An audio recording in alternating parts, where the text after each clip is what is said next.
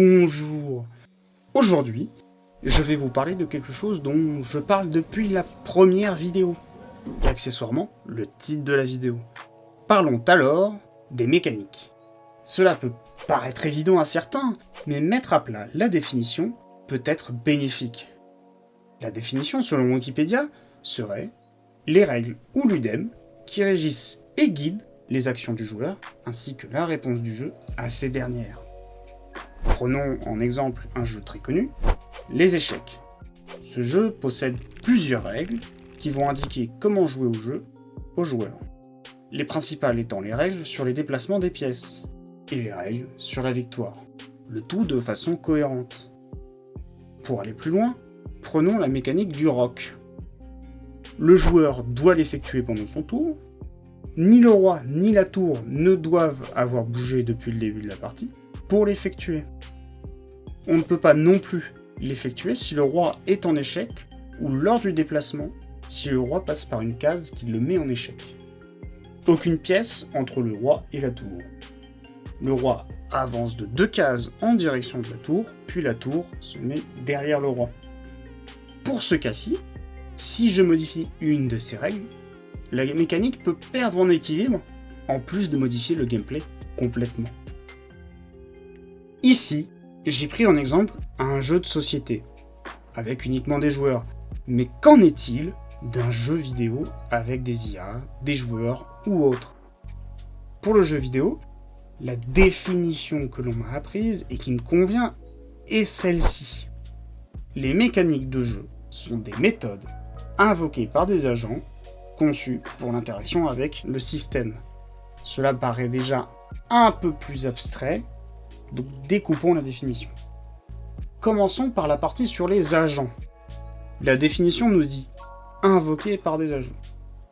Alors ici, un agent, ça peut être le joueur, une IA, ou un autre composant du système ayant une interaction possible avec celui-ci. La partie qui est la plus confusante selon moi est méthode. Il s'agit tout simplement des règles et de ce qui en découle, comme les modifications des éléments concernés, mais aussi le changement de l'état du système.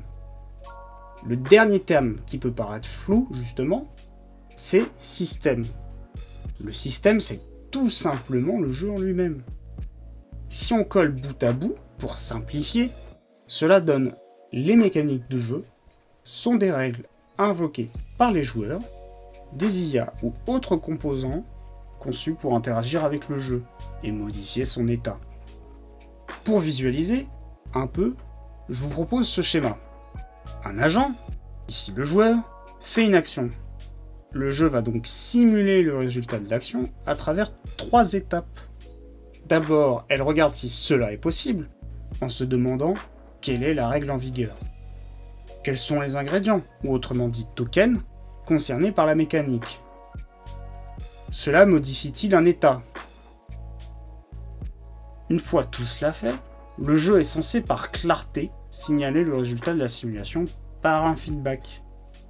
Prenons l'exemple de la mécanique de tir dans The Hunter Call of the Wild, que je vais un peu simplifier.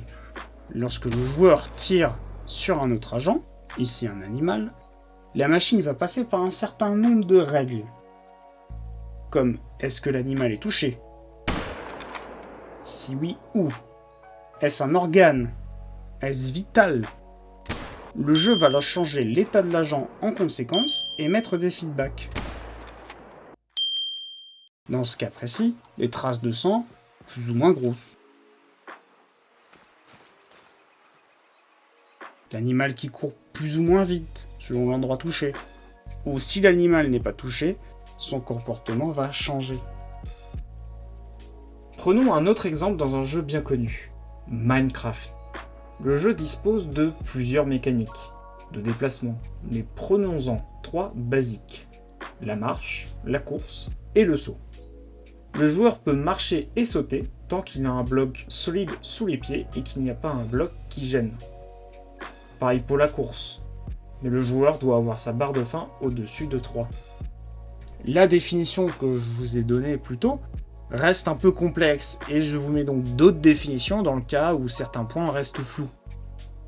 Le Grand Dictionnaire terminologique du Québec nous dit « Ensemble de règles qui définissent la manière de jouer à un jeu vidéo, d'interagir avec l'environnement lors d'une partie, et qui sont destinées à produire une expérience de jeu agréable. » Ou encore, la mécanique de jeu, c'est en fait les règles qui sont appliquées lorsque le joueur interagit avec le jeu, ce qui relie les actions des joueurs avec le but du jeu et ses principaux défis. Ces règles forment la dimension interactive d'une partie. Une autre définition que j'aime bien et trouver sur le site oikaoka.fr est une mécanique de jeu. C'est un ensemble de règles qui définissent la manière de jouer à un jeu, d'interagir avec le jeu et les autres joueurs. En d'autres termes, la mécanique de jeu, c'est l'ensemble des procédés qui font évoluer ce jeu en fonction des actions des joueurs. La première question que vous devez sûrement vous poser est « Mais du coup, comment sait-on si ma mécanique est bonne ou mauvaise ?» Il n'existe malheureusement pas de moyen concret de savoir à l'avance si telle ou telle mécanique sera bonne. Il existe bien évidemment des pistes qui peuvent vous aider. Une question que vous pouvez vous poser est « Qu'est-ce que cette mécanique apporte comme contrôle au joueur ? Comment impacte-t-elle les autres éléments du jeu ? Cette mécanique renforce-t-elle l'expérience que je souhaite donner ? » À titre personnel, je pense que la meilleure méthode est de tester et faire tester. Cela reste un des meilleurs moyens de se rendre compte des défauts ou des forces d'une mécanique. Après, ce n'est pas toujours possible selon où l'on est dans la production ou les moyens de mise en place que cela demande. Je tiens à ajouter une petite précision. Rajouter une pléthore de mécaniques n'est pas une solution. Au contraire, des fois, il ne faut pas hésiter à essayer d'en enlever, voir ce que cela peut donner. De manière générale, cela reste une question difficile, car une mécanique sans une autre pourrait perdre de l'intérêt. Aussi, elle se doit de ne pas être trop répétitive. En outre, elle ne doit pas être frustrante pour le joueur, mais surtout, elle doit être en cohérence avec l'expérience de jeu souhaitée.